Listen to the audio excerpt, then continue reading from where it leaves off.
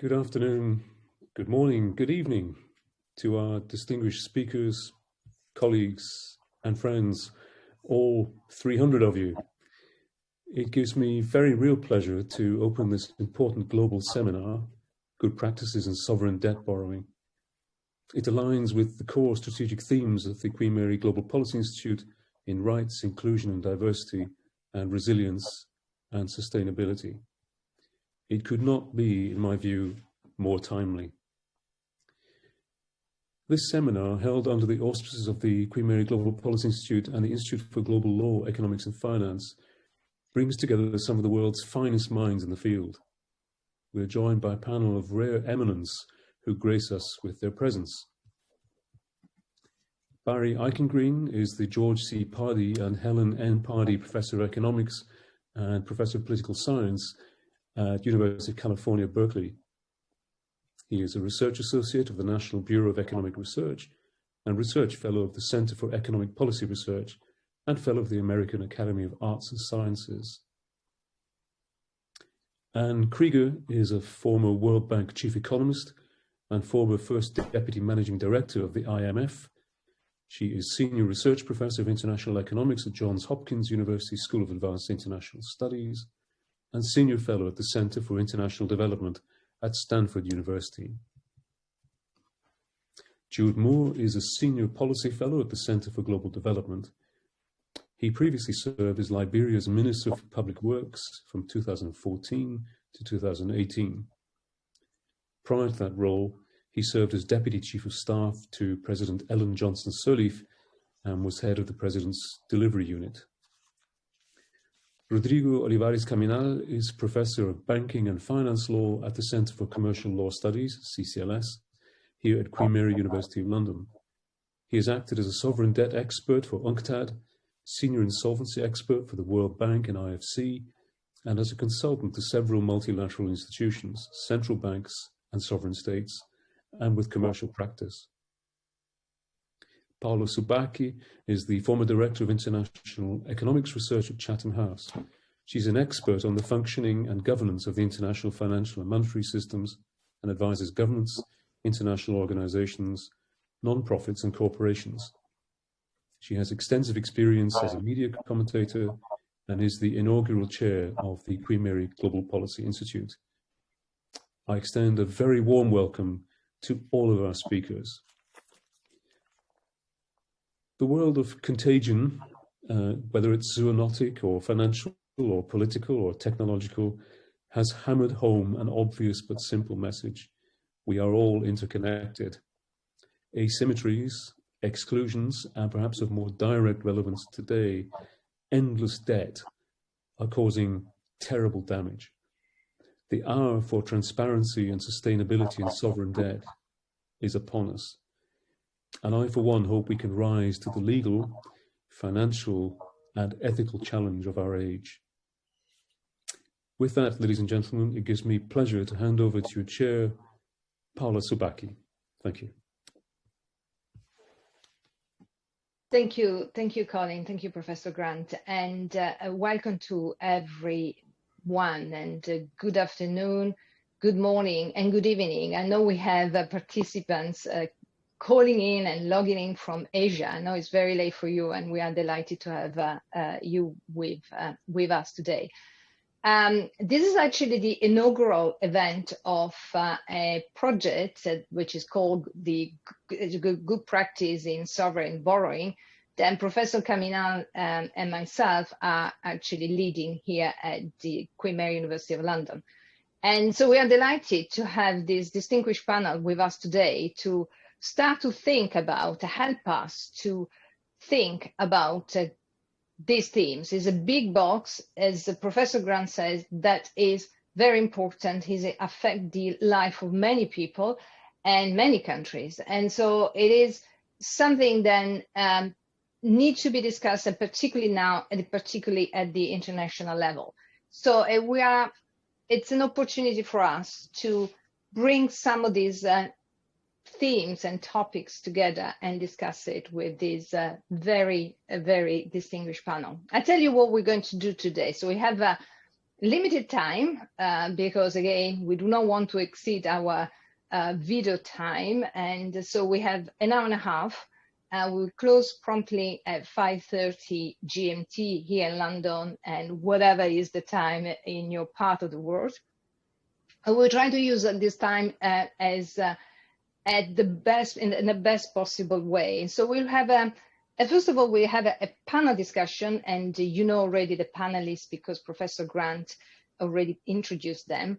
And we will have afterwards a Q&A. And so your questions are very welcome. You can use the various functions that the Zoom platform allowed us to use. You can raise hand, you can send a message with the chat function. Feel free to intervene. Our team behind the scene will collect the questions, and then they will put forwards to the panelists.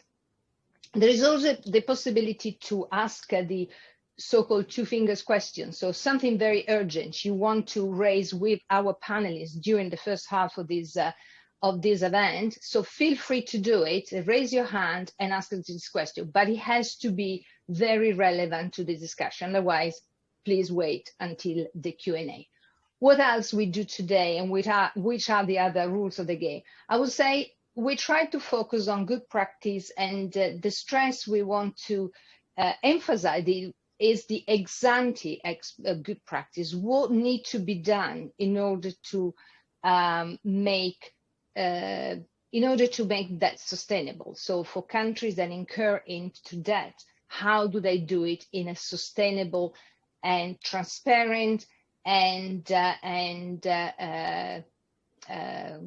accountable way? And so which are these good practices ex ante, rather than looking at the ex post when countries get into trouble, get into the default mode, or they need to restructure your debt.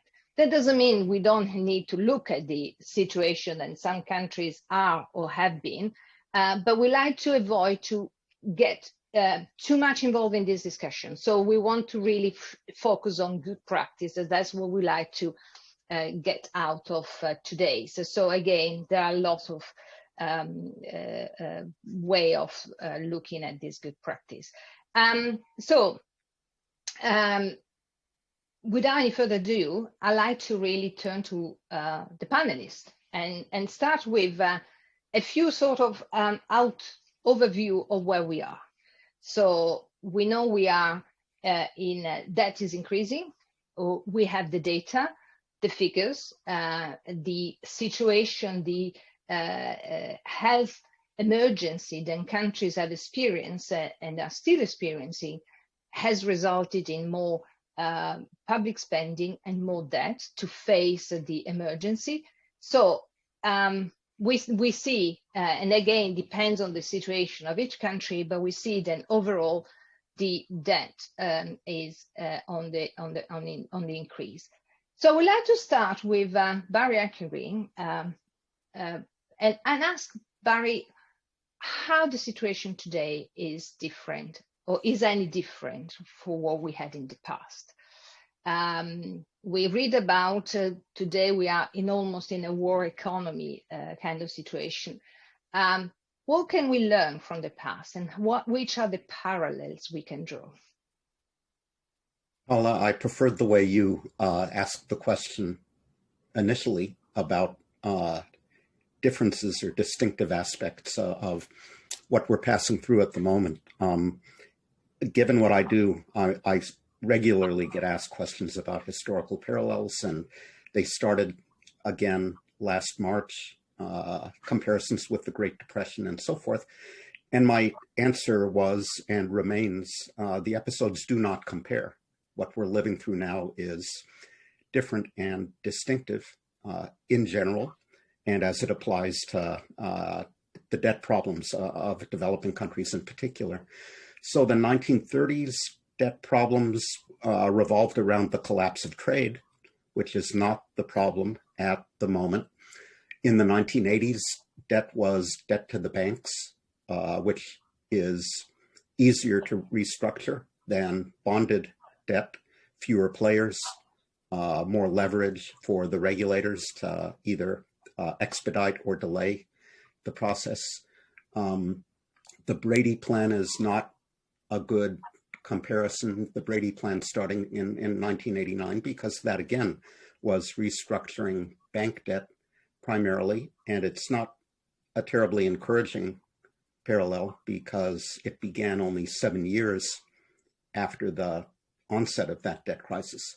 And I think HIPC, the Heavily Indebted Poor Country Initiative, is not a great parallel either, because it came with heavy conditionality, which is not poverty alleviation programs, where policy conditionality, I think, is not at the center of the problem at the moment. And HIPC took somewhere between 3 years and 10 years, depending on the country you're talking about, to actually implement. So again, I think it points to the danger that help will come too late. I think help will be needed because sub-Saharan African countries have external debt to GDP ratios of 40% or so and rising.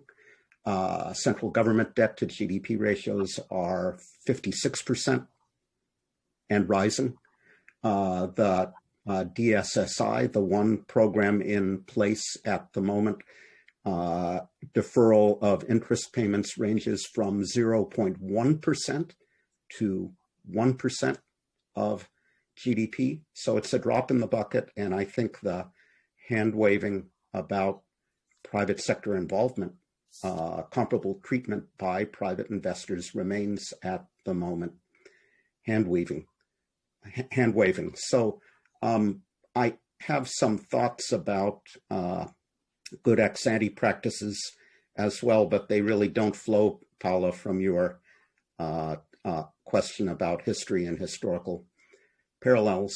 I agree on the importance of transparency.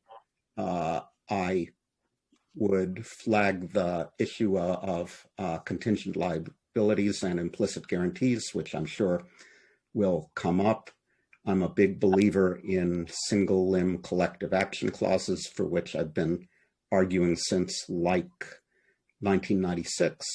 And I think if we're going to see a lot of action on the debt front now affecting multiple countries, it will be another occasion to attempt to introduce indexed debt more widely into the market, which will be a help going forward in dealing with future problems.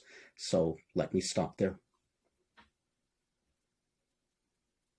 Thank you, Barry, for your introduction, for framing this discussion very clearly. So basically, this time is different is actually the case, as is always be in history. But let me pick something you said, that this help will be needed. So let me actually turn to Anne Kruger and ask her the response so far of the international organizations has been good, but possibly weak. But anyway, what is your take so far, and how help will come, and this help which is needed, how it will come at the multilateral international level? Thank you very much. That's a good set of questions. I'm not quite sure how to talk about it in terms of good practices for debt restructuring or for debt taking on, because in fact there's a relationship between them that is quite important. I think many developing countries do need help. Some of them can effectively borrow, but I'm not so sure how many and how much. And I'm not sure how much borrowing can help in some instances. So let me start with what it cannot do. And one of the problems right now, I think, is we confound the fact that they need help with the idea that they can borrow. And I don't know how related they are. One of my arguments, and the strongest one, and the one I'm pretty convinced of, would be that right now, and probably for the rest of this year and maybe next, but certainly this year, the supply of vaccines is perfectly inelastic or very close to it. There's very little that can be done to expand production more than is already scheduled. Some are putting on new production facilities that will come online in course, but right now the supply of vaccine is quite inelastic. The idea that the developing countries can borrow or can be lent to by the internet multilateral institutions so that they can buy more vaccine is a formula for raising the price of vaccine and doing not much else. The DSSI, which Barry referred to, was a well-intentioned initiative. It did give some room for additional resources in some countries, no doubt about it. But if those resources were simply directed toward bidding more for vaccine, it isn't a good idea at all. Now, there has been a consortium formed of many countries, and the US just joined it for COVAX, which is the international group, including the World Health Organization, that is trying to buy vaccine for the developing countries. And I think that's the way to go, not borrowing for it, not incurring debt, but simply getting an international consortium that can allocate whatever is allocated to them.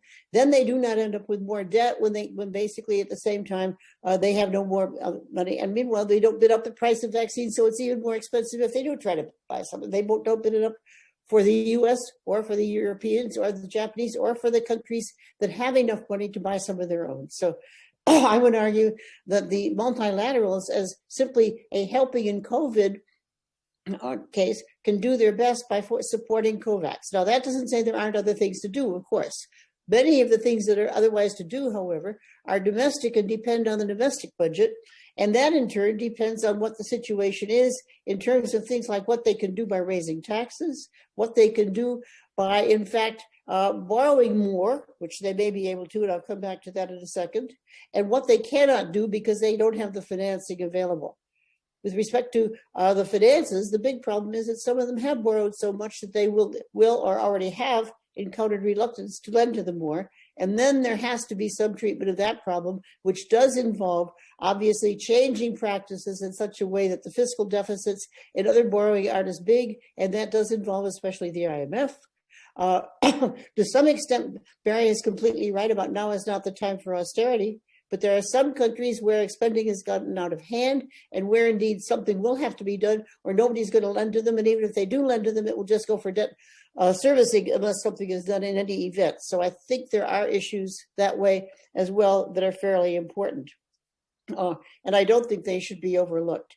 I think, however, that the major task of simply providing vaccines should not go through the lending borrowing channel. It is the wrong one. It doesn't suit the purpose. And borrowing, when you're just going to bid up the price of something, it's like saying, okay, we'll give credit to all Americans now so that they can have $5,000 more to spend tomorrow. It would result in inflation and nothing more. And if we're lending, people have to pay it back later on, and it helps maybe a little redistribution, but nothing more. If instead we can support them in getting better practices in terms of borrowing for better purposes, then it's a different issue.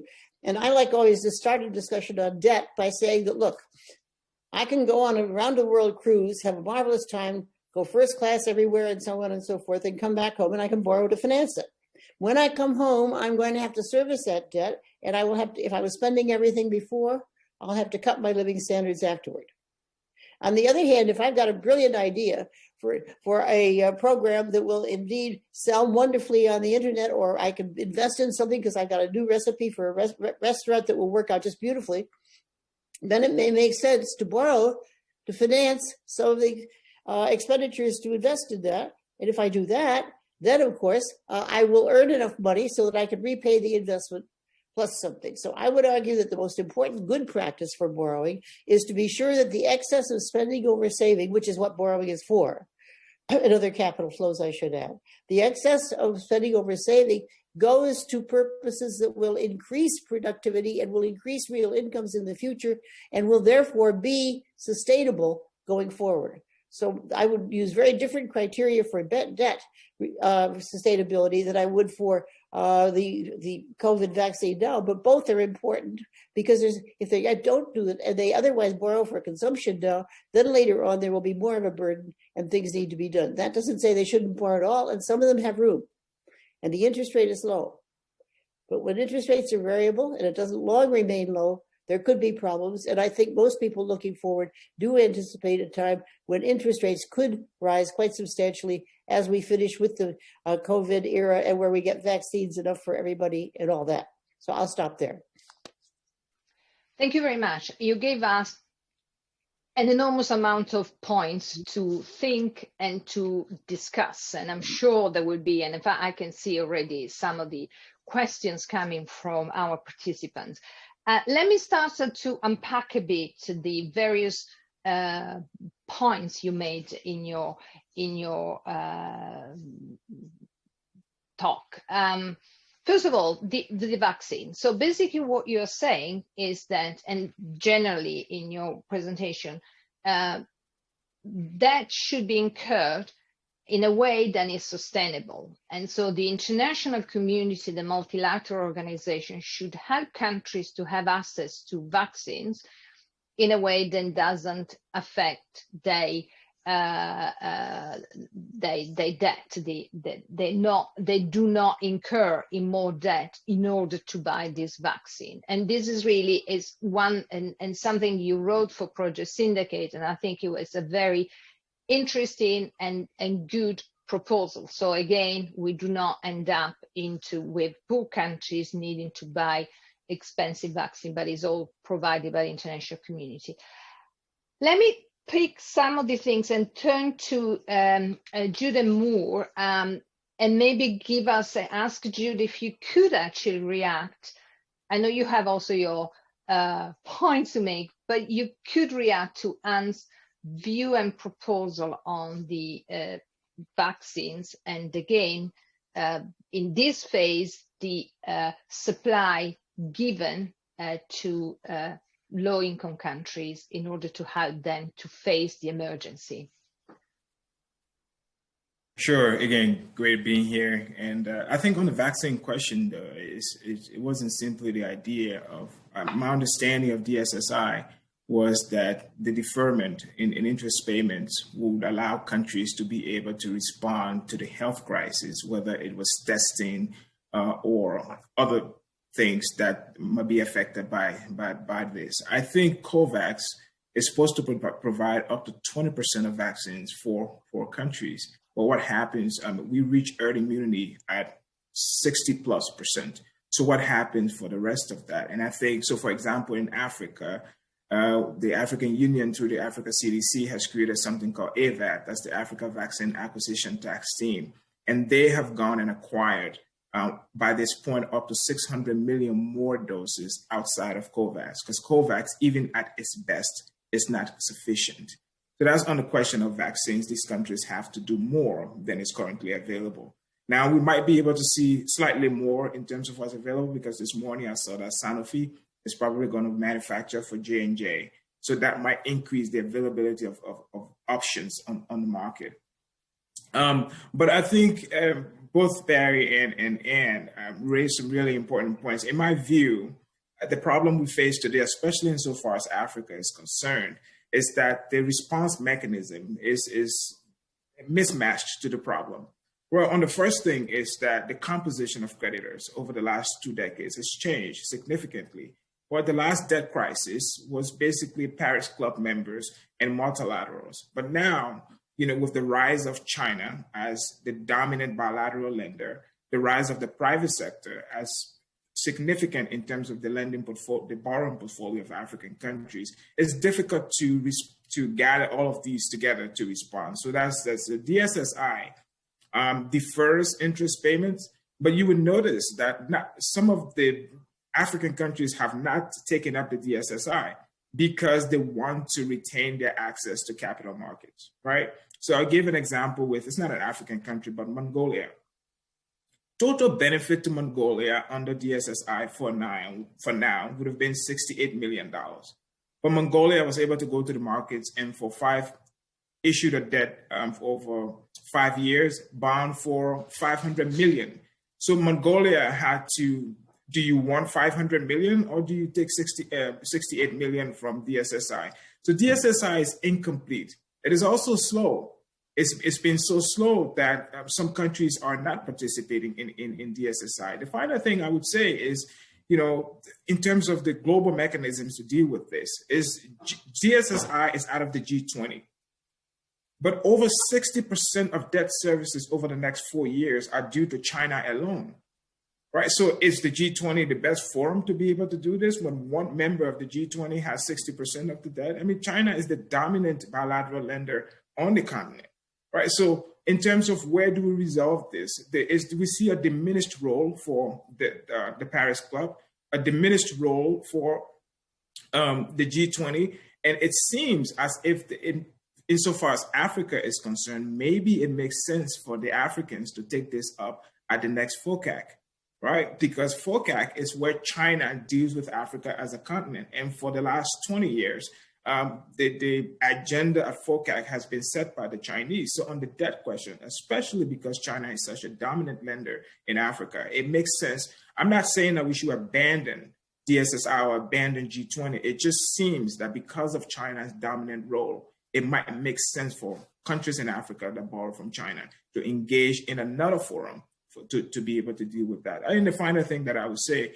is that what most African countries are looking for, I mean, because if you see the spending needs on infrastructure and social services, for them, they're going to need access to international capital markets, right? Because it's not enough.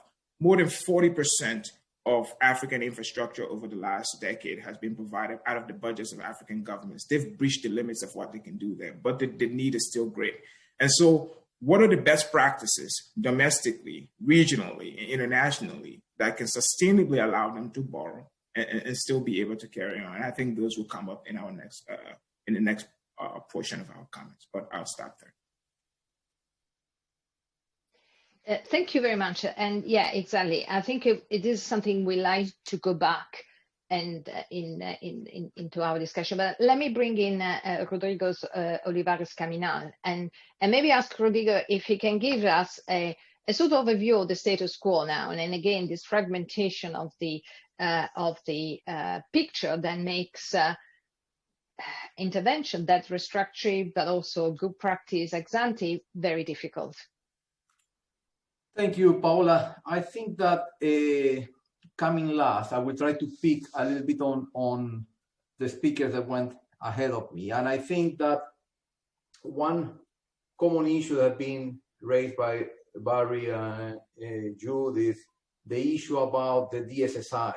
What we need to bear in mind is that we have moved forward from DSSI. Now we are moving to the common framework, which tries to bring China into the equation, and I think that of course it doesn't address it, but the idea with the common framework is to try to address a huge point again regarding China, because and China brings two issues related to them. One was when they announced DSSI, there was simultaneously a publication of a white paper from the Chinese State Council that they were talking about being involved. And then now this has kind of evolved into something slightly more formal, which is the common framework, which is still to be seen. Then on another issue, which is talking about the downgrading and market access, I think that on that particular issue, if you will be asking for breathing space because you might encounter certain temporary liquidity constraints, it is kind of expected that credit rating agencies will react in some kind of way, which is understandably, and that's what has to an extent pushed away many of the possible beneficiaries from requesting formal assistance. The other issue that we need to consider, and on this one, I will divert from the position taken by Barry, which I think that I'm not sure that we are living a situation which is that different from previous scenarios, because we are facing with countries that are facing financial difficulties. This can be temporary, created by issues related to COVID, or some of them, what COVID has done has accelerating and something that was in the making. What we are experiencing are countries like, for example, and if we pick on Zambia, for example, which was a country that had been experiencing financial difficulty for quite some years now. And basically what has happened as a result of COVID is that has accelerated something that was unavoidable. So bottom line, we are once again encountering countries that have, some of them that have overborrowed, and now they have to face the music, or situations where there has been a sudden external shock, and then they do not have sufficient buffers, or they need liquidity assistance to cope with the current environment. In that sense, I would say that we are not in such a different scenario or in a different situation. The other thing I would like to add is going back to the second part of Paula's question, which is the element of good practices. And when we were with Paola discussing how we can develop this initiative, one thing that came to my mind is that basically we are always trying to put off fires, but I'm not sure whether we are looking at what's the real cause of those fires. And that's why we were discussing, and that the focus should be on looking at ex ante causes rather than how to resolve the problem once it's generated. Because basically, if you have a tap open and it's overflowing, basically you can try to get another recipient to try to catch some of the water, but it would be better just to close the tap from the outset, and then you will not reach that situation. And that's where we are putting the focus on the ex ante. And when we are looking at the ex ante, is there a real need for additional financing? Is the financing going to really address development? Or are we just covering budgetary deficits? And if there's a budgetary deficit, it is temporary, is it extraordinary, or it's a fundamental long-term issue? And if we overcome that first analysis, where you do a law and economic analysis of the real need of additional financing, then we need to look at other issues, such as what's the due process to incur in more debt, due process as to format, due process looking at transparency. And this brings back some of the issues that Jude was mentioning about greater transparency. And on the issue of greater transparency, we usually point out at some of the usual suspects, but I think that the issue of transparency is more deeply rooted, and not just in the new players. You was referring to, now we have new entrants, new players in the bilateral lending market, but I think that some of the even old traditional players in the bilateral market, I'm not sure they're as transparent as they should. And it's not just about greater transparency, but it's also about better quality of data. Because some of the data is out there, and again, bilateral lending is slightly more difficult because it's slightly more obscure and less scrutinized, but even the information about multilateral sometimes appears consolidated, and if you ask around to, I would say probably any parliament or Congress, I doubt that any parliamentarian can easily tell you, yes, I know where to find information about the amount of debt incurred by country X to hold them accountable. And do you know how much is bilateral, how much is multilateral? And we don't have that proper degree of transparency to have proper accountability. So it's not just about greater transparency. Of course, I agree that there are specific areas that are the transparency is more scarce than in other areas, but even in areas where there's great transparency, the quality of the data still needs to tell us more. And I think that Paola, probably I will park it there, and then probably we can revisit any of these issues if needed. Thank you, Rodrigo. Yes, there are, again, a lot of things, a lot of ideas, a lot of very critical points. But let me go back to something that all of you mentioned and try to unpack is debt sustainability. And it's what Anne said, we need to make sure that debt is incurred and then will be paid back without possibly affecting the living standard of the country, of the person. Then again, like she said, if I go on a cruise and I borrow for that and I cannot pay back, that will eventually affect my living standards. Is covering, is the question asked by Rodrigo, is whether that borrowing is used to cover deficit, budget deficit, or it is used for development purposes. So again, make sure then, and the sustainability is in the future growth of the economy. Now, I'd like you to help to look at this dilemma. It is very easy ex ante to say, yes, we need to borrow in a sustainable way, but we know that is not always the case. And in particular, in the current situation, there are countries that have incurred into debt, knowing that they cannot pay back because they are already in a difficult financial situation, but they have no alternative, or there don't seem to be many alternatives. And the DSSI is just a patch on a difficult situation. So I turn to you. How can we actually implement good practice ex ante and help country to assess their financial needs in a sustainable way? In other words, borrowing in order to grow the economy and so being able to pay back the debt. So I don't know if any of you want to pick up this question. I would be better at responding in terms of what countries should not do. They should not point to borrowing for investment rather than consumption as the solution.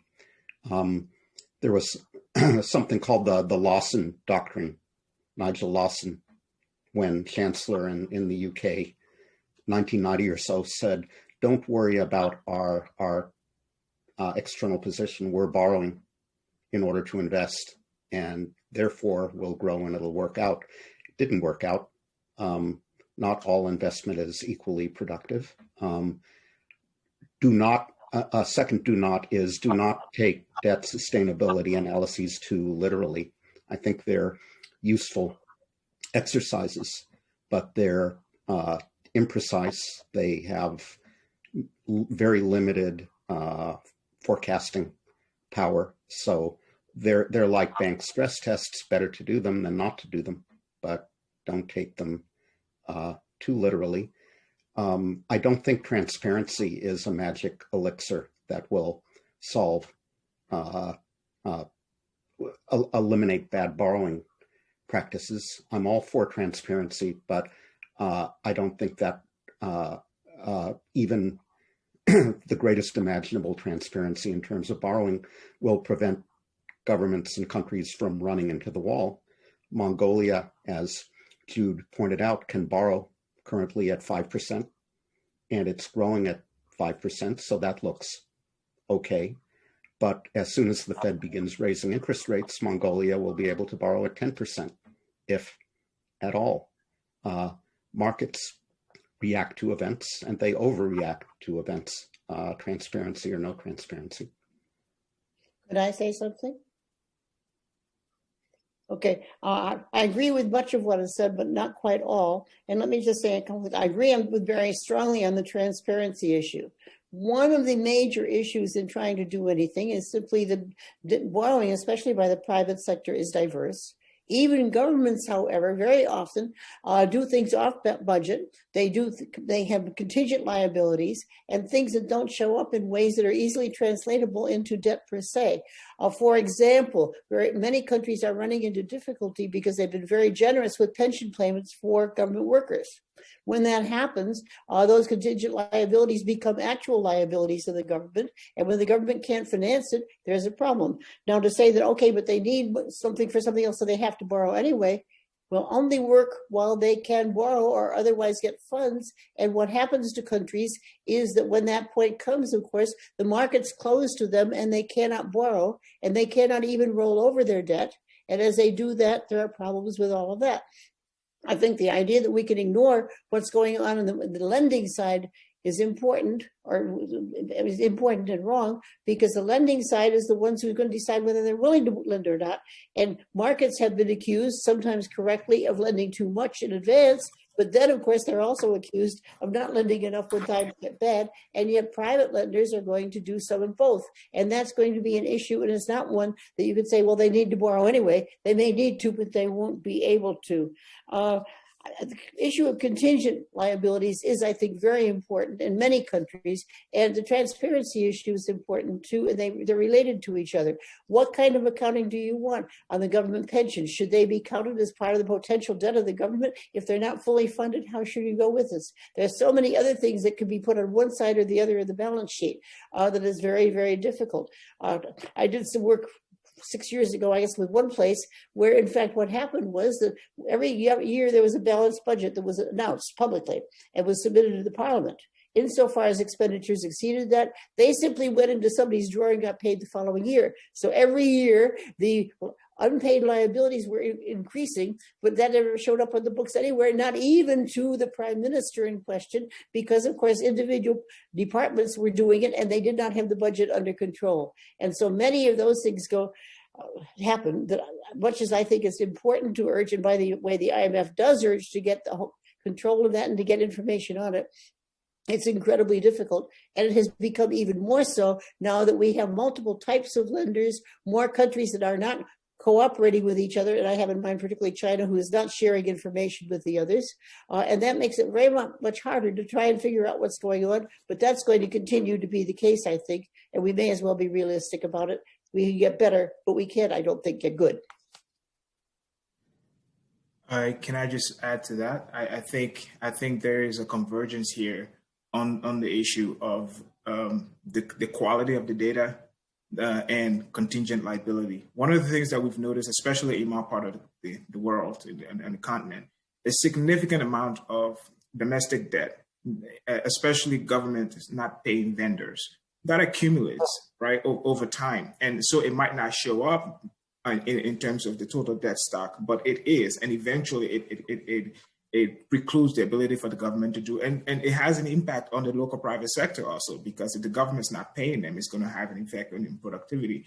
So I think in terms of the transparency question, that's true. So if we're going to talk about how we can avoid this and how to make this better, I want to look at just two quick things, and it's carrots and sticks. We need incentives.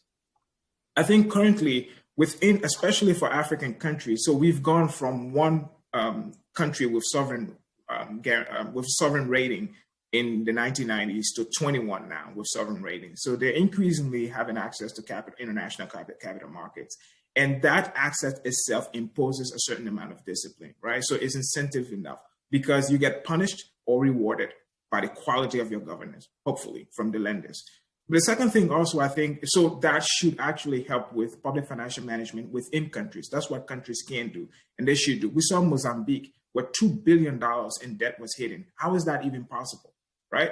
So I think the quality of the data, the transparency is something on which we all agree. The second thing is, I think there ought to be some sort of restructuring of regional fiscal rules, right? So almost all of the regional economic communities in Africa have some sort of regional fiscal rules. The problem is they're non-binding and there are no sanctions for non-compliance. And so because of that, the quality of data coming out is going to affect, I think, most African policymakers, including finance ministers. We keep saying this thing, that there's a premium, there's an African premium. That African premium is sort of like a prejudice premium against African sovereigns when they borrow. Well, a part of that is because of the quality of data that we get. And we have things happening in the region where a country can hide $2 billion, then it creates an impression that this might be more widespread than we're seeing, and this is only what we're seeing. So I think regionally, if we want to do something about the African premium, then we should be able to have these regional fiscal rules that are enforceable and that we can be able to improve the quality of the data. I think then at the international level, we still haven't resolved the question of how do we resolve sovereign credit issues, right? I mean, that's what's happening right now, and it keeps coming up. It's going to happen again. So I think that at the state level, at the national level, at the regional level, and the regional level is only made more powerful if the regional rules are reflected in the national laws, and then at the international level in terms of how we resolve clear, knowable, and known rules of how sovereign credit issues are resolved at the international level. I think those are ways that we can be able to structure this going forward.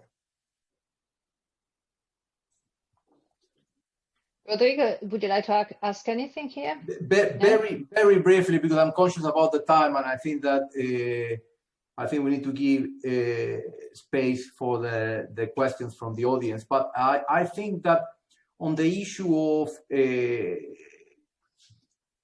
good practice and what can be changed, I agree with Barry that transparency is not the silver bullet. It's not a magic wand that will erase all wrongdoings, but I think that it can contribute immensely. I think that the key issue here, and I think that Jude has touched upon it, is accountability. And the problem is that, and he gave the example of Mozambique, and I think that's one of the leading examples, or again, if not, I will pick again on Zambia. Zambia, they announced they cannot repay the debt, and then shortly thereafter, they want to nationalize some copper mines, and they are diverting resources rather than solving the underlying problems to a political election. And again, this is where I think that it's about accountability, and I think that there is where transparency can play a key role. And I would like to link this to the underlying responsibility of lenders and borrowers, because I think that this is central to what we are discussing. Lenders, what they are trying to do is they're trying to obtain a return on a financial transaction. What we need to bear in mind is that borrowers, they have a fiduciary duty towards its citizens, towards its population. And this is something that where we need to bear in mind that there's a different level of the bar of accountability of both parties. And that's why we want to put the onus, we want to put greater emphasis on what are the good practices to be able to assist in avoiding the incurrence of unnecessary debts. And that's where I will link this to issues such as transparency, accountability, due process, etc. But I think that, Paola, I think that probably to be able to have a greater degree of interaction with the audience, I think that probably I will just leave it there. Yeah, there is a lot of food for thought, and obviously more for our project. And I'd like to ask the panelists the final question before handing over to Alonso Soto for the Q&A. So, not any debt transaction is equal to the other. So there are different differences, and differences the type of debt, the type of conditions, interest rate, and whatever, ranking, maturity, and so on. It is increasingly the case then, as we know, then countries then can have access to markets. They tend to have, particularly now, much better conditions. And then there is a difference between multilateral and bilateral debt. So basically, bilateral debt seems to be increasingly being the last resort for countries that cannot even contemplate, and this, when I say contemplate, I know I'm opening a big box, contemplate the a multilateral debt. This is a question for all of you, but perhaps in particular for Jude. So which are the options? We talk about incentives, we talk about responsibilities, but which are the options for countries that cannot or do not want to have access to multilateral debt? Is actually multilateral debt and multilateral financial organizations effectively helping countries to face some of their financial needs, why we are now shifting even more towards bilateral, and what can be done? Want me to go? Anne, please, yes.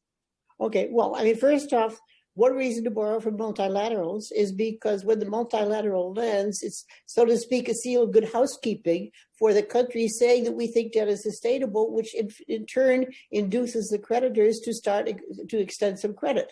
And one of the things that often happened, at least when I was at the IMF, was that if there was a country with whom we were not reaching an agreement, the creditors were pushing us to get an agreement with the country so that they could lend again, but they wanted to be assured that the program, the IMF was one that was sustainable. So that's one part of the answer.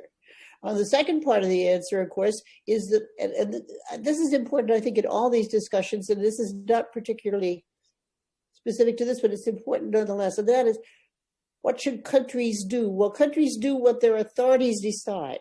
And their authorities normally are governed by politicians. And the politicians have some incentives, and those incentives are not always related simply to what the country will do with its debt 5 or 10 years from now. And that is a major problem, and it's very difficult to find rules that will cover that. There are going to be politicians who are up for re-election, who are unpopular for whatever reason, and who are going to want to spend immediately to retain office. And they will incur deficits without regard to whether, especially after the next term of office, if they win, they're not going to be there, and so somebody else will do it. And I think that we're talking as if the country, as if all the decision makers in parliaments, in the prime ministry, and everywhere else, all are just committed to this. We want to make sure that 5 years from now all is well. Doesn't always happen. Some countries have managed to have governments that do that. But even within those governments, there are splits. And it's not, I think, a matter of what the countries think. In fact, that phrase normally bothers me. Countries don't think. People do, and people in governments do, and they don't always agree. And sometimes rules of law and things like that help. But on the other hand, I think we need to recognize that there are going to be pressures in those countries, and that fighting all our nice fancy rules and things like that aren't going to help in times when the politics go in different directions. The multilaterals can help in that regard, because when countries have run into major problems and can no longer keep up even what they're already doing, and so we hear all about people being thrown back into poverty and so on. One thing that can happen is that the multilaterals, by working out a program with the country, can not only lend their own money, which is concessional and therefore cheaper than money in the market, but they can enable creditors in the market to come back and lend to the country too, if there are things that are worth doing. So in a sense, I don't think the multilaterals' role is confined only to what they in fact lend. They do much more than that, and especially the IMF, it is, so to speak, a seal of good approval, and I think the good housekeeping seal of approval is worth a lot in the international credit markets. Paula, I think there's a one-word answer to your question of why we see this prominence of bilateral debt. China. Yeah. China uses bilateral debt for a variety of reasons, including advancing certain foreign policy goals. And here, happily, I finally do have a historical parallel. The French and German governments used foreign lending as an instrument to advance their foreign policy goals in the 19th century. And it's worth recalling that a lot of those loans to Russia and Southeastern Europe went bad at the end of the day. Indeed, indeed, and that is exactly the thing. And China got the financial capacity to be a lender, and the most prominent bilateral lender, something we didn't have before. I think sorry, yeah. Paula, but then you need to ask yourself why there's this vacuum there that someone is occupying that space, and then most likely what we will see is probably, as we see in the past. And we are witnessing that growing and growing, the unsustainability of that amount of debt, which is easily borrowed. And I know that it can be seen as part of the strategy to take greater control of certain key industries. But what we need to bear in mind is that I see that there's a big space that has been left empty and it has been taken over. I suggest that we turn to Jude. You can probably have the last word in this. Sure. I was just going to add, and then we turn it to Alonso. Absolutely. I think Rodrigo's point is pertinent here. in spite of all of the lending, for example, in Africa that the Chinese have done, the continent still faces an infrastructure deficit that's somewhere between $68 to $108 billion per year, right? So China's rise and China's ability to fill in this vacuum speaks to an absence of the inadequacy of the financing mechanism that we have in development finance now, especially for the needs of lower-income countries. And so I think this is China's presence in as much as it is a pursuit of their own foreign policy initiatives has met a need that is still unmet in a market like Africa. And I think that's worth being pointed out. But if I can add just one thing, I don't disagree with you about the need, but it seems to me there's a big problem when countries do hit the boundary where they cannot access markets anymore, as has happened, for example, in Zambia. And the problem is very simple, that it's very difficult for other countries to support even the IMF in a program when the creditors can legitimately say, hey, look, if you're going to do something to lend money now, all that's going to do is to repay China because China is not giving you relief on debt service the way we are. And that's going to make it more difficult for other countries to get debt restructuring when they need to get it. And sometimes for no fault of their own, for example, a price of a major commodity or something, it happens. But if the debt is to China and the creditors see them being fully repaid, boy, they could raise a stink in the congresses and the parliaments of the developed countries.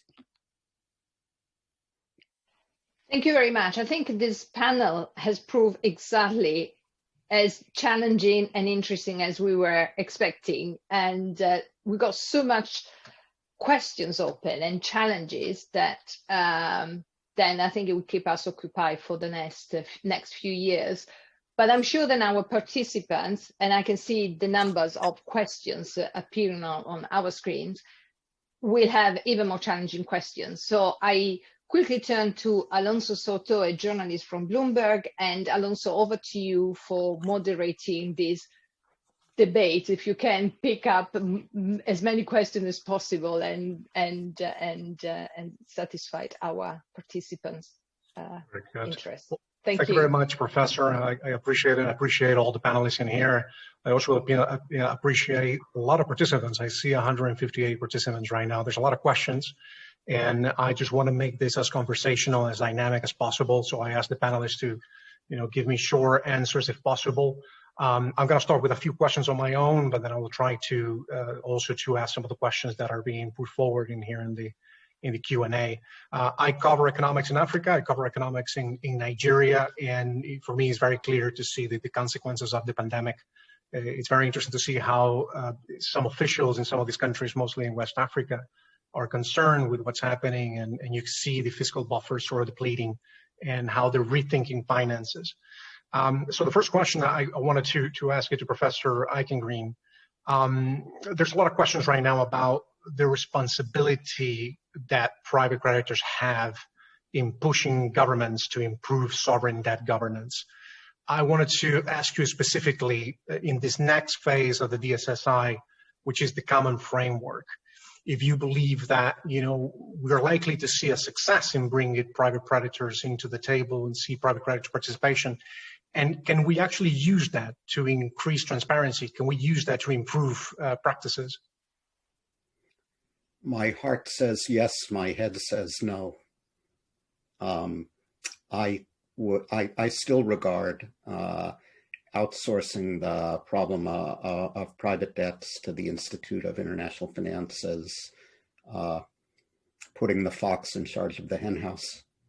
I think going back to where we started, there are some ex-ante things that can be done to make private creditors more of a constructive force, which range from collective action clauses mentioned before, indexed debt mentioned before, state contingent debt, to put it in different terms. I think making transparency plays a role, as we said, making debt negotiations more encompassing or inclusive. But now we're approaching the stage where we have an inherited stock of debt governed by an inherited set of contracts. and laws, and they're not entirely up to the task. Anne and I are both experiencing a deja vu all over again moment when we talk about these issues. There are precedents such as the United Nations Security Council's Resolution 1483, which shielded Iraq from private creditors going after its assets following the 2002-2003 war. There's the possibility of a Biden administration issuing an executive order that would affect the rulings of the Court of the Southern District for New York, where a lot of these things are adjudicated. But I'm not holding my breath over any of those things happening. I think we're in for another difficult set of negotiations when these sustainability problems really hit. Very good. A quick follow-up for Professor Krieger, if you don't mind. As you all mentioned China in here as the big player. Really, things have changed quite a bit over the last 20 years. But I actually have found it quite difficult to find information from some Western organizations or Western financial institutions. I'm talking here specifically about the Paris Club. I'm trying to find the 2014 agreement with Argentina and the Paris Club, and I'm not able to get it. It's actually quite hard. So I'm wondering, should this push for greater transparency also include some of these Western institutions? How to do that? That's a good question and a difficult one. The reason it's difficult is because the IMF and the Paris Club get information, in part because the country that's giving the information knows that it won't be passed on. And if indeed it's going to become public, they will be less likely to be willing to grant it at exactly the point when it's most needed. Obviously, if you're teetering on the brink of something difficult in terms of a payment coming up that is not public now and you're not sure you'll have the funds, the last thing in this world you want is that to be publicized. And so how you then get the incentives compatible so that the debtor will be willing to give all the information you want is a very tough question. The creditors don't even want other creditors to know what they've done, and so they're not willing to give it all because they would be giving information to their competitors. The debtors don't want to give it because they've been giving too much information when their books are shaky, and the result is that there are real problems in all this. There are also real problems because the minute you sort of say, okay, you have to give me information on A, B, and C, the incentive to get things off balance sheet and to move them away from A, B, and C into some other less transparent ways of financing is even more important. There was such a thing in the 1990s as deliverable forwards or non-deliverable forwards, in which the country promised to pay in local currency, but at the exchange rate in the forward market at that time, which basically meant that you didn't yourself know what the commitment was, etc., but it got around the foreign exchange problem. Things like that have happened, and there are other kinds of instruments that indeed make it very difficult to know what's going on. I mentioned contingent liabilities. There's also a problem that in many countries there is, what should I say, or it is finally decided, that's good neutral wording, it is finally decided that the government wants to finance the private borrowers so that they can repay in such a way that the country's debt situation will not run out of control in the public sector. But in that case, you really, if you wanted the full information, you'd want to know what the debt on the books of each of these private sector companies are. And some of them are very large and don't want to give you that. And I have in mind the Mexican case, to give a quick example, and then I'll shut up.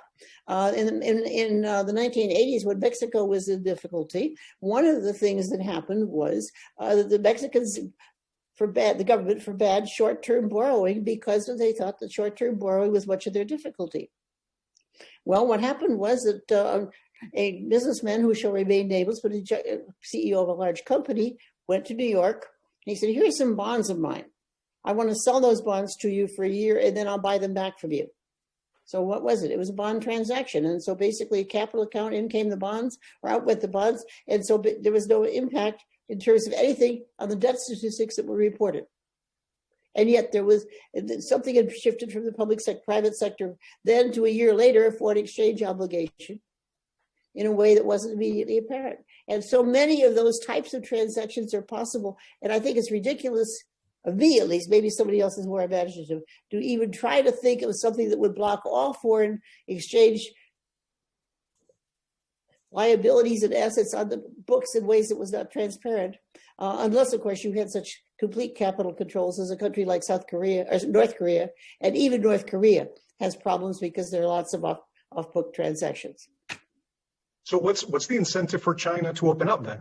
You know, and I want to open up this for everybody else. Well, you know, we haven't seen really a lot of these we have seen some data in the World Bank being released by China, but we really haven't seen some of the disclosure in the contracts in places like Kenya and Nigeria, and that's creating problems with some of those local communities. So I'm wondering, what's the incentive for China here? I mean, we've already seen that have an impact, right, on the Zambian situation, because Zambia went to a group of private creditors and asked for a deferment, but the private creditors wanted to know what agreement Zambia had with the Chinese, and the Zambian government requested the private creditors to sign a non-disclosure agreement so that they wouldn't be able to speak about what they told them, and the private creditors just wouldn't. And so we had this situation where China insists on, instead of operating within the multilateral framework, decided to do bilateral negotiations. And so the private sector, private creditors refused the deferment for Zambia, and Zambia defaulted. On the question here is like I think one of the ways that we can be able to do this, and again, this is more hope than anything, is that the creditors band together and sort of have a certain number of demands, right? So what we have right now is that there is a possibility that it might take us a decade, as it did with HIPIC, to be able to resolve this. Well, that's really messy. And in the process, the earlier we do it, the better it is for everyone involved. The longer it takes, the messier it is, and the worse it is for people. But most of the private creditors actually believe that if they hold on just a little bit more, they might be able to get better outcomes out of this than before. So it goes back to my question about the mismatch between the mechanisms that we're using to resolve this and the problems as they exist, especially with the increasing complexity of the composition of creditors. So I think there's some sort of role here for the debtor countries to be able to, at the very least, push this, whether it's at the IMF. And I agree with Barry that maybe the IIF is not the facility to be able to process this. Maybe this is something that occurs at the IMF or at the World Bank. But the debtor countries will have to make concessions, and those concessions will have to be in their public financial governance. So how we do that, is this the time to do that? I'm not sure. But I think at this point, individual debtor countries are too weak. They don't have as much leverage to be able to change the rules. I think a coming together of the debtor countries through an international forum, say like the IMF or the World Bank, might be able to shift the rules. But the focus on China and China's inability to provide information makes it seem as if this is an exclusive Chinese problem, and it isn't. Alonso, if I may cut in on this conversation, because I don't think it's a matter of ganging up of the weakest. I think that it's a matter of leading by example, really, and we see some important cases in Africa of countries that have graduated and are becoming sovereigns that can regularly access the capital market. So I think that rather than doing a race to the bottom, I think that basically it should be on the contrary. I think that basically we need to try to overcome our difficulties. And I think that, Alonso, you have pointed on a key aspect. And I think that basically we have diverted slightly from that question, which is, what are the incentives for China if we preach something that we don't practice? Why we need to point fingers at someone else and we don't start by leading by example? And I think that, Alonso, that's a key issue here that we are discussing, and I think that's very relevant. I just wanted to follow up with what you was actually mentioning. We're talking about some of the debtor countries. I think there is a question in Africa about how can you really improve practices of borrowing in countries with authoritarian regimes. And even if we're not talking about authoritarian regimes, even if we're talking about incentives for local politicians who might actually have, problems with increasing transparency, it could be an issue for the political capital while they're in office. So I'm wondering if you guys have any ideas about what are the incentives for those guys, for those office holders that need to increase transparency, but politically that's a gamble. There seems to be a silence. I'm happy to step in and address the question, but Alonso, that goes back to accountability. And again, you're going to tell me, yes, but how are you going to have accountability in a non-democratic regime? But I think that, Alonso, here what we're discussing is a chicken and egg thing. And basically, I think that we can draw a similar parallelism with what's going on at the moment in Venezuela.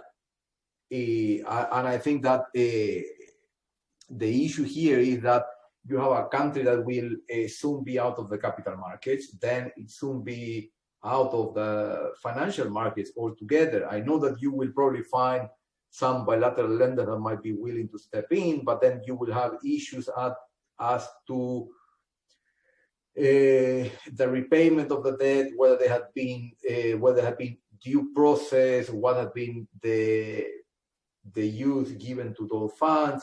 And this opens another issue, which has to do with aspects that are related to the fungibility of money. But I think that basically the underlying here is more about working on the prevention. And I think that we are moving the discourse towards the right direction. I mean, not just with transparency, but I mean at a greater level. With what we are seeing in Venezuela with the Asamblea Nacional, and what we are seeing in Mozambique after we discovered the 2 billion of hidden loans and the increase of transparency. So basically, I think that there is a change towards greater accountability. But I think that there's still a lot to be done at a DMO level, the management offices level.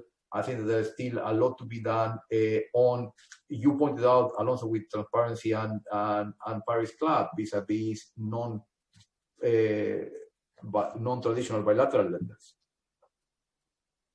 Very good. And guys, what about capacity building? This is something that I have encountered several times in Africa, where I talk to lawyers who actually have to go through mounds of paper in certain offices of those countries to find sovereign debt contracts, also DMOs that might not even understand some of the terms of the contracts. So I'm wondering on that theme, can financial institutions, international financial institutions, do more to build capacity? What do you guys think? Well, I can tell you what happened when we tried to do it at the World Bank way back when, and that is that we did have training programs for people who were doing the debt statistics in their countries, and people came to the training program quite enthusiastically. And then they went back home and they did the debt work much better for a month or two, after which they did it so well they got promoted to something else. And being able to keep debt statistics is not, in most people's judgment, the most important thing for a civil servant to do. And most of the ones that we thought at that time were the most competent were the ones who got promoted out of the debt servicing statistics business the fastest. So there's a problem in that regard, that you can train people, but if those people just go on to something else, you can just train the stock of people who know about debt in the foreign ministry when they're dealing with something, in the finance ministry when they're dealing with something else, and when they're dealing, this is no excuse, and there does need to be training. And I believe the IMF, last I looked, also had training programs on debt statistics. This is not something that hasn't been done. Perhaps it hasn't been done well enough. Perhaps it hasn't been done on a large enough scale. I don't know. But to say that it's been successful in terms of treating individuals, I think it was when I saw it. Whether it's training and successful people who stay in debt servicing is another issue, and that's part of the problem. Alonso, for example, the African Legal Support Facility has been doing quite some efforts to cover this ground. And a year and a half ago, they published a booklet on how to understand sovereign debt and how to restructure sovereign debt.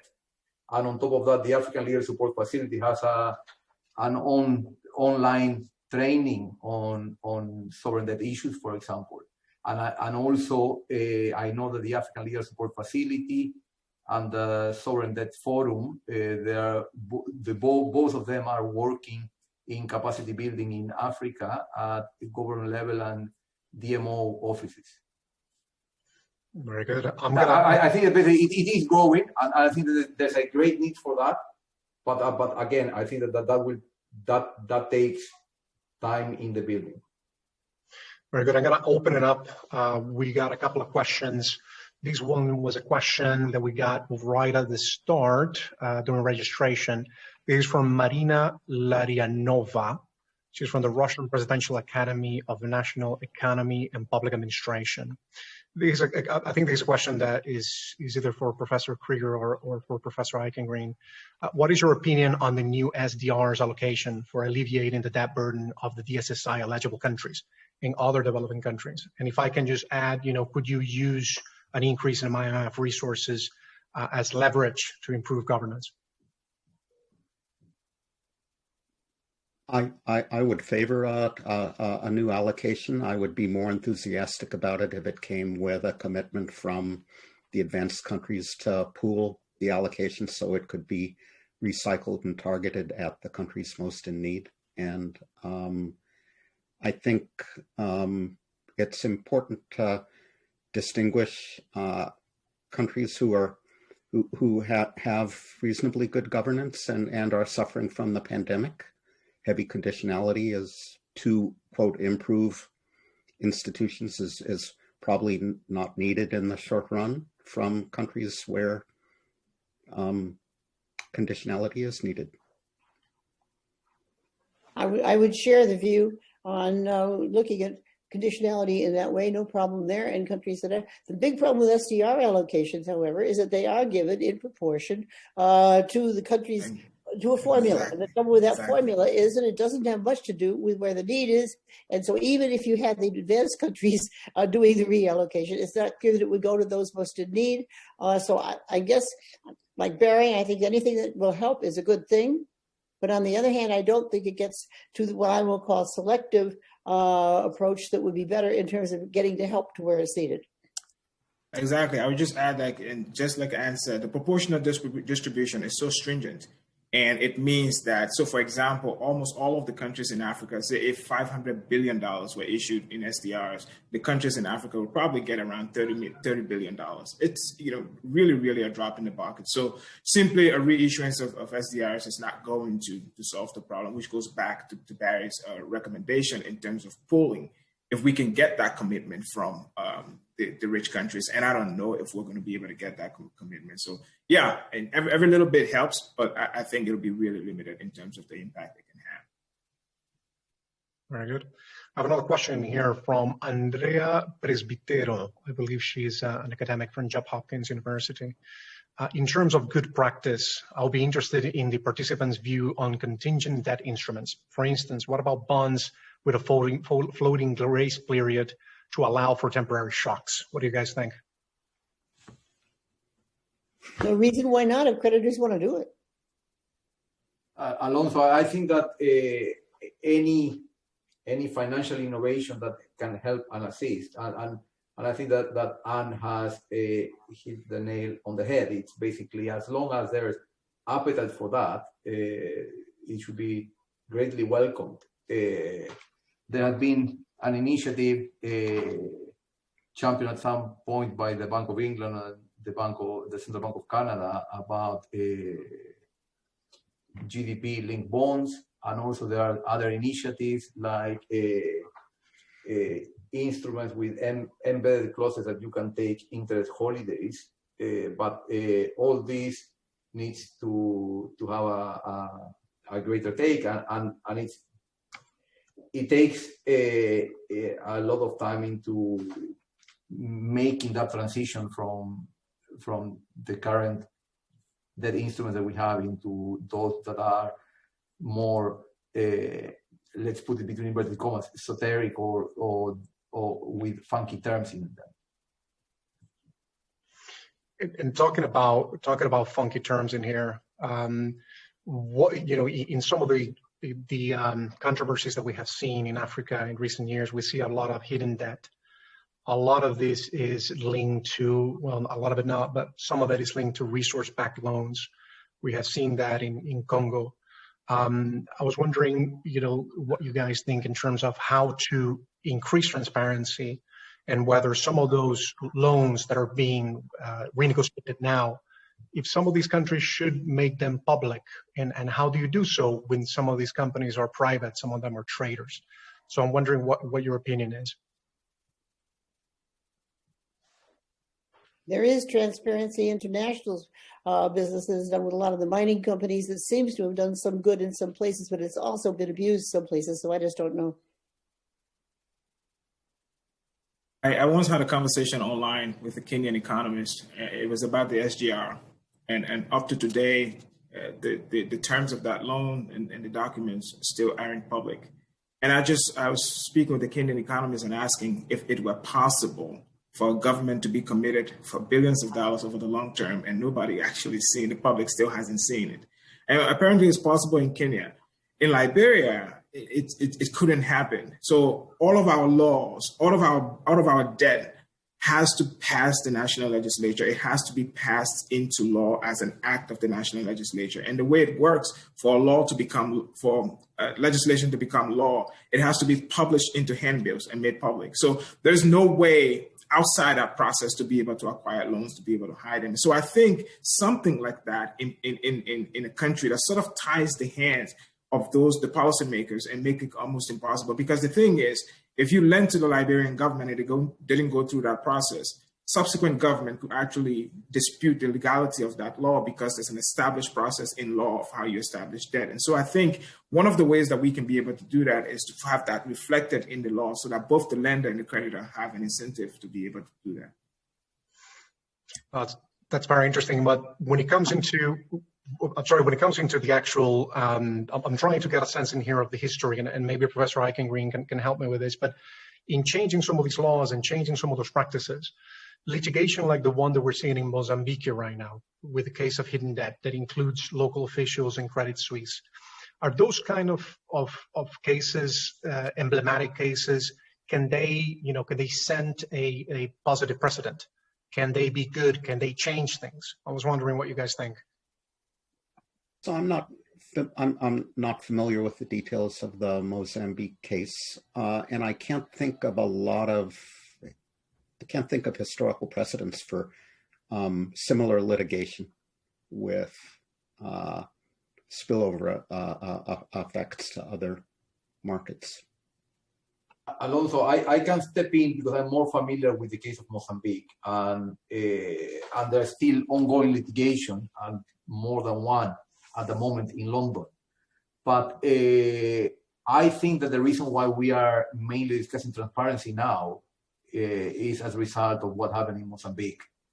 The problem is if we are able to turn this into a successful story or not. And I think that basically now that duty rests on all of our shoulders, because as a result of Mozambique, now the debate is going.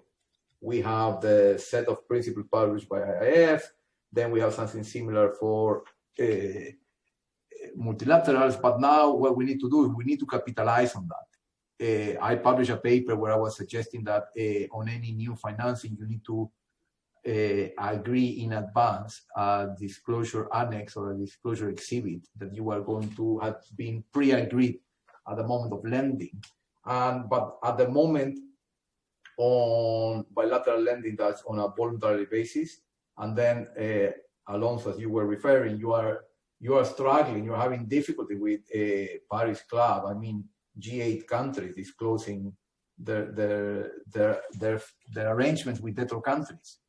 They are going to claim that this is a private agreement or that these are issues of national security, but a refinancing arrangement between a G8 country and Argentina, I personally disagree that has elements of national security. I think that's a duty owed to its taxpayers. Very good. Now I have a question here from somebody who knows a lot about China. but there's also a lot of other things.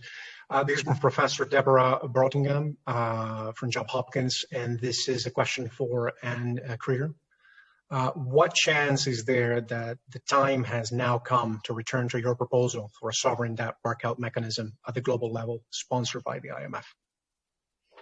Well, the very quick answer is that even if one were now approved of in the sense of going through the IMF board, it would still need, to be ratified in individual countries' laws as a treaty, and that, of course, would take a long time. So nothing that is done or nothing that is decided on today, even if it could be, would be acted or become in effect as law for a good 5 or 6 years. In my view, the world still needs such a mechanism. It does need to be tied in with structural adjustment in most cases. And indeed, I think maybe sometime it will come. But at the moment, the world is just not ready for it. And the debt situation keeps changing so fast that everybody's trying to solve yesterday's problems. Barry referred to the 1996 agreement that was for CACs, which are collective action clauses in sovereign debt borrowing agreements. Well, the group, the G10 that proposed it or endorsed it, basically in 1996, it was not in fact enacted in individual countries borrowing until about 2002 or 2003. I've forgotten which year, but one of those. And so at that time, of course, we didn't worry as much as we do now about the private creditors, but they became bigger in the next decade or so in terms of importance in the debt restructuring. And now, of course, we have the issue of China. So that every time we talk about something, the issue is to some extent changing, and that makes it a moving target. And between the people trying to catch up with what's happening, we're not getting far enough ahead to understand why, in fact, we need to have some centralized international forum that can dispassionately somehow deal with these issues. Very good. Now I have a question from the private sector, from Lars Bain, partner with Farallon Capital Europe. I'm going to summarize a little bit his question. It's a bit long, but he basically says that, in the case of Zambia, private sector lenders stopped lending when the country lost market access. That's not, that didn't happen with some of the official bilateral lenders. They continue to lend, mostly China, but also other Paris Club lenders. And he's asking, what is the responsibility of official sector lenders to avoid lending into arguably insolvent countries? I see Jude laughing a little bit. So. Well, I just quickly, I know we're running out of time on this question of, I want to come back to, I think last Friday, the African Union announced they're going to start a fund for infrastructure financing. I think it is important for most African countries to retain access to international capital markets, right? They need to be able to continue to borrow from there. And I think during the pandemic, rich people have made a lot more money, right? I mean, they've made over $1 trillion, those who've invested in stocks.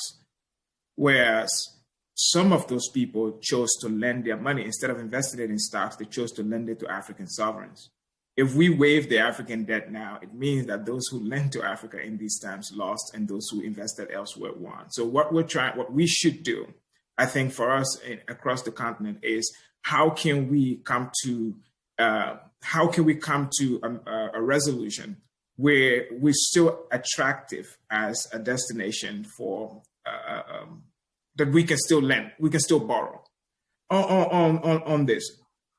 The idea that, and so because of that, whatever resolution we come to, it has to be a resolution that helps the country, the underlying country, but also retains access to capital markets, because development finance alone is not enough. On that question, development finance is not going to always track private capital, right? Development finance is aimed at poverty reduction. It's aimed at saving lives and livelihood. So even if Zambia loses access to private capital, the development finance is still going to be targeted and may not come in the way that Zambia wants it, but it's still going to be targeted toward lives and livelihood. So I think there is a divergence between what private capital is trying to do and what development capital is trying to do. And in some instances like this one, we see divergent outcomes and behavior from them. Alonso, sorry, if I can step in there, because I think that Lars Bain's question, I think I find that very relevant, because again, it is the moment that there needs to be some adjustment needs to be made. and because of additional financing, that adjustment doesn't take place. And I mentioned Zambia in kind of my opening remarks while Paola was chairing the event, and what I was referring to there is that that's a typical example of a country that reaches the current situation having been in distress before COVID hit in, and then we are masking some of the post-COVID scenarios as triggered by COVID, and rather than trying to solve the true underlying problems, which are kind of pre-pandemic. So I think that last question is a very valid question, and a question that needs to be probably answered by the bilateral lenders. And I think it's very important. And I don't know if I have a misinterpreted Jules' answer, but I think that we also need to bear in mind that once all this is over, I think that there will be a big financing gap, and someone will have to be there to finance the post-COVID recovery. And the problem is if the bilateral and multilateral donors have depleted the resources, they will need to rely on the private sector, and the private sector needs to be part of the solution.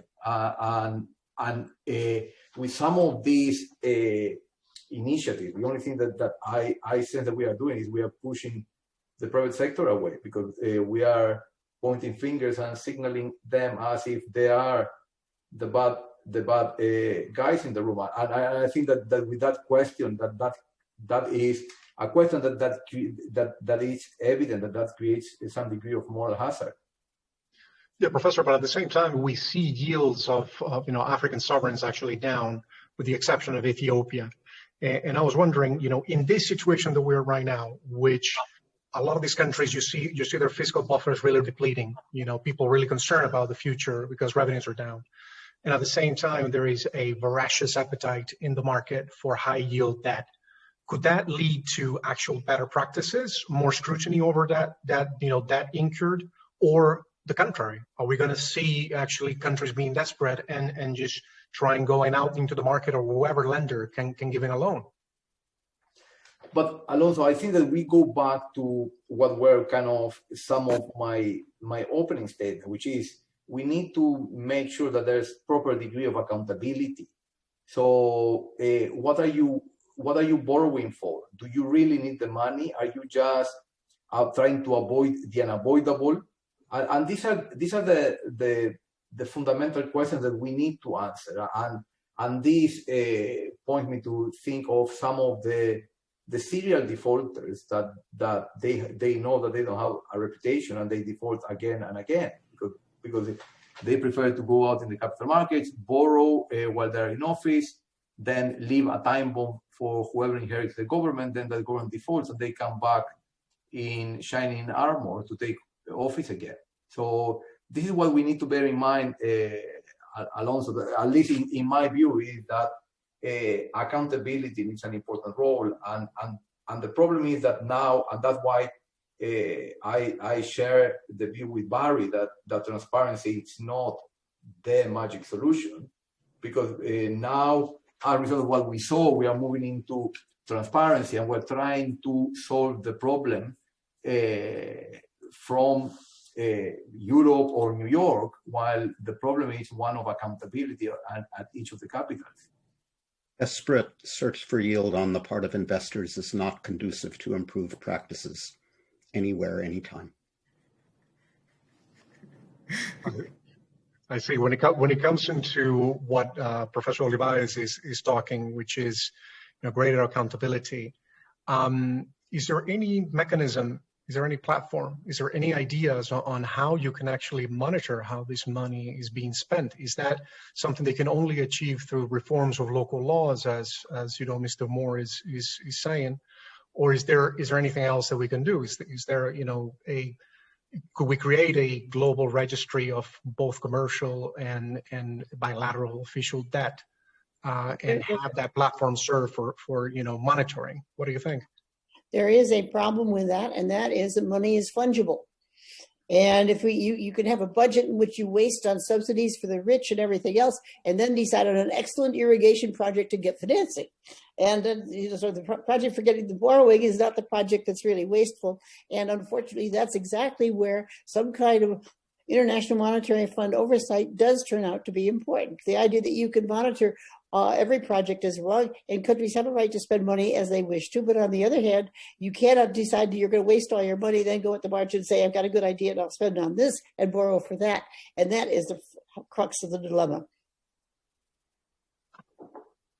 Very good. When it comes into the role of the IMF and the World Bank, as things change and as you have the common framework, where do you see the World Bank and the IMF going? Are they going to exert greater pressure for transparency in here? What do you expect?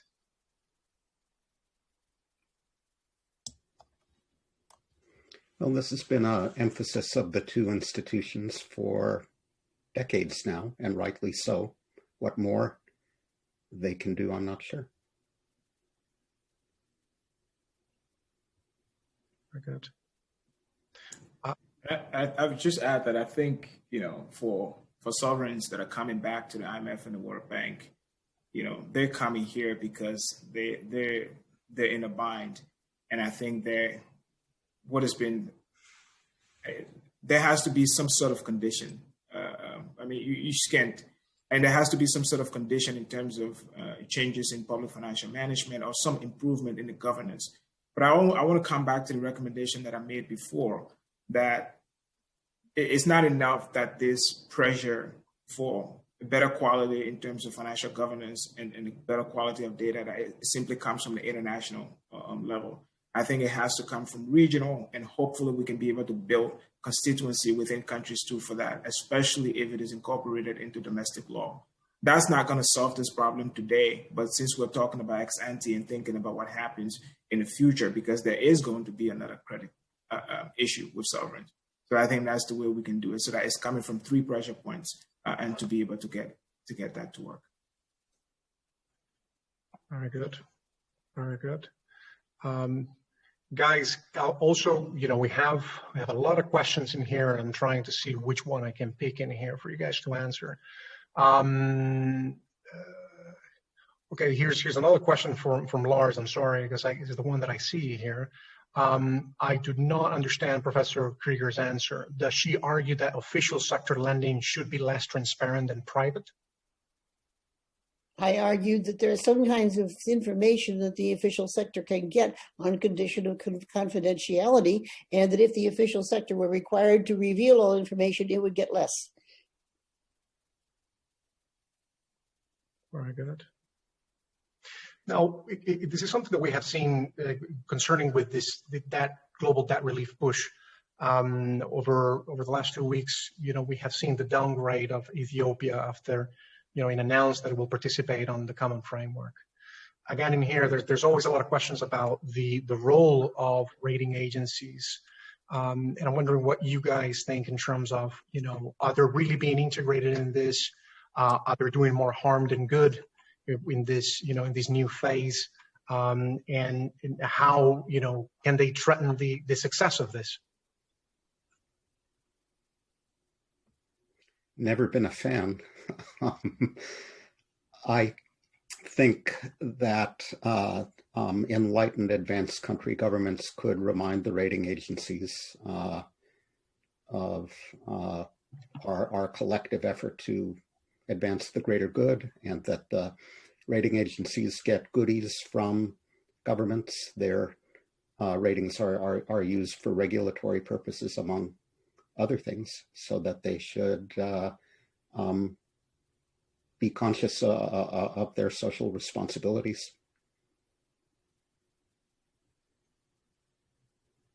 It is.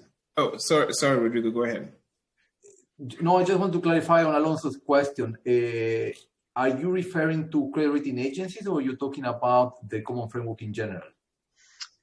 Well, I'm referring about the common framework in general in the terms of how the rating agencies, in the case of Ethiopia, Fitch specifically said, if you apply for common framework, that means comparability of treatment, and therefore that could lead to a default in the private sector.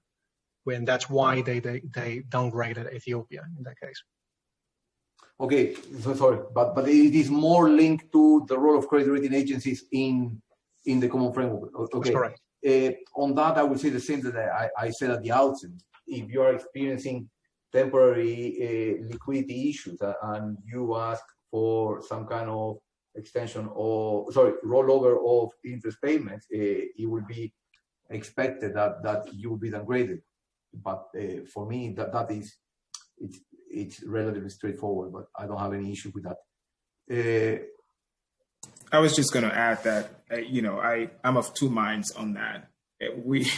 We've, like I said in my previous comments, we've gone from one African sovereign in the 90s with a rating to 21. I think most African sovereigns who gain a rating and are able to borrow internationally understand the rules.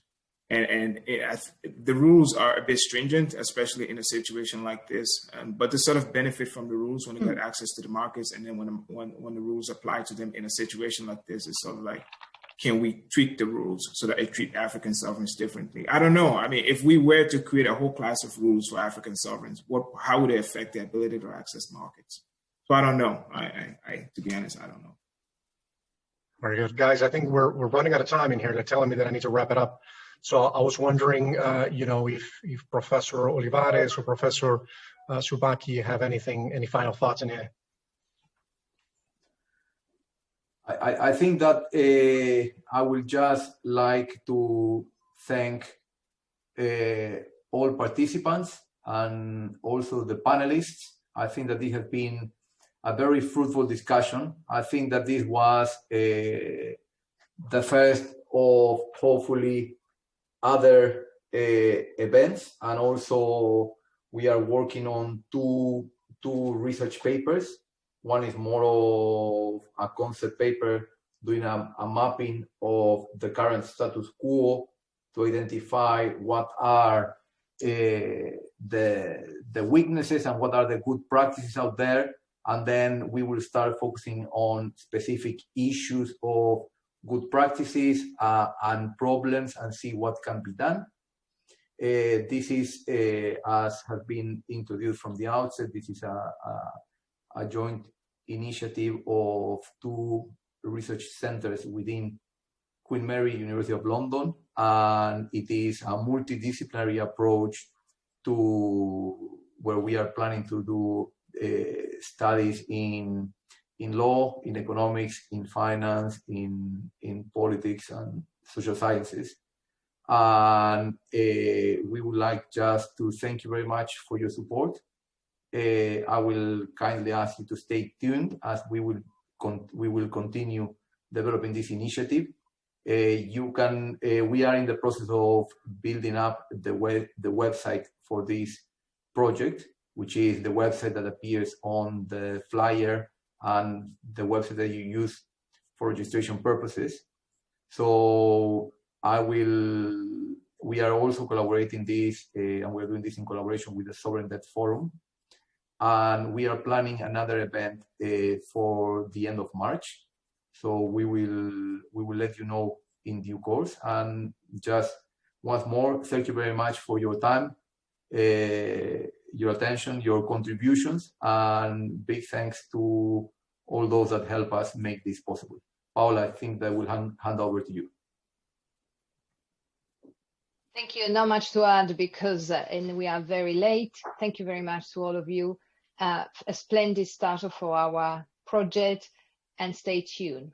Thank you, and have a good rest of the day.